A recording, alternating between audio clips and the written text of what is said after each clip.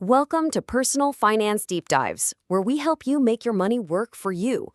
Today, we're breaking down one of the most important numbers in your financial life, your net worth. Think about it for a second. Could you answer that question right now? Honestly, a lot of people can't. But stick with me, because by the end of this explainer, you'll know exactly what it is, why it's so important, and most importantly, how to make it grow. So, here's what we're going to cover. We'll start with the basics of what net worth actually is. Then, we'll run through a quick calculation, pit income against net worth to clear up a big misconception. And finally, get into the strategies you can use to build your wealth. We'll wrap it all up with the key takeaways. Let's get into it. Okay, let's dive right in. So, what is net worth, really? The best way to think about it is as a financial scorecard. It's a snapshot that tells you exactly where you stand financially at one specific moment in time. At its core, it's a super simple formula. It's the total value of everything you own, we call those your assets, minus the total value of everything you owe, which are your liabilities. That one number is the single most important measure of your true financial health. Let's break that down. Assets are the good stuff, right? They're things that have value. We're talking cash in the bank, your 401k, any stocks you own, the value of your house, even your car. On the flip side, you have your liabilities. These are your debts, the mortgage on your house, your car loan, those student loans, and of course, any credit card debt you're carrying. So your net worth just balances these two sides of the scale. It gives you this complete, no-nonsense picture of your finances. And that brings us to takeaway number one. Your net worth is your ultimate financial scorecard, offering a complete view beyond just your income or savings. Okay, so theory is great, but how do you actually figure this number out for yourself? Let's get practical and do the math with a quick example. All right, let's meet Sarah. We're going to take a peek at her finances and figure out her net worth. It's really just like creating a simple balance sheet for a person. First, we add up everything in her own column, her assets. Her house is worth $300,000. She's got $50K in investments, $20K in savings, and her car is worth $15K.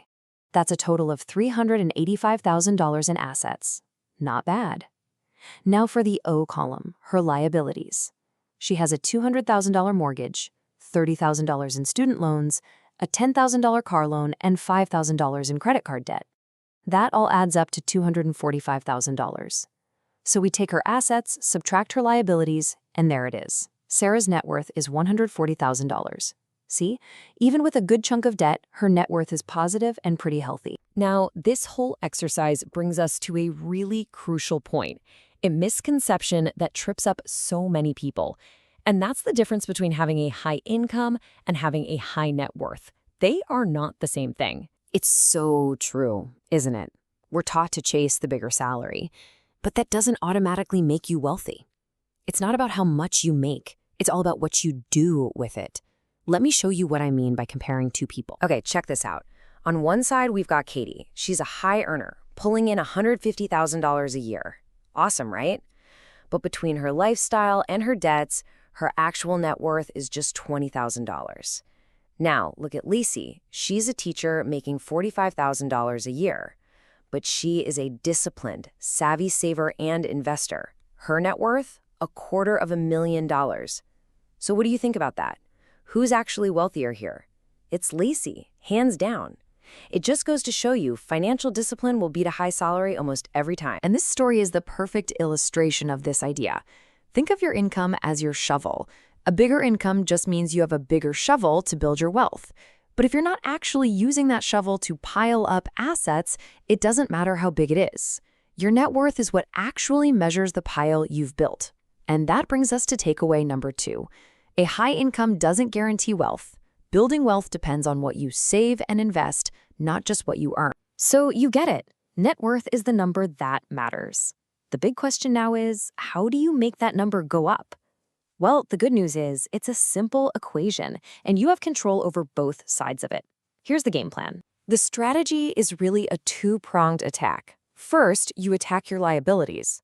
That means aggressively paying down your debt, especially the expensive high-interest stuff like credit cards. Second, you build up your assets. You do that by consistently saving money and investing it so it can grow. And both of those actions are fueled by the third, absolutely critical step, getting control of your spending. When you cut back on unnecessary expenses, you free up cash to throw at both your debt and your investments. You see how it works? You shrink what you owe while you grow what you own. Your net worth has nowhere to go but up. That brings us to takeaway number 3.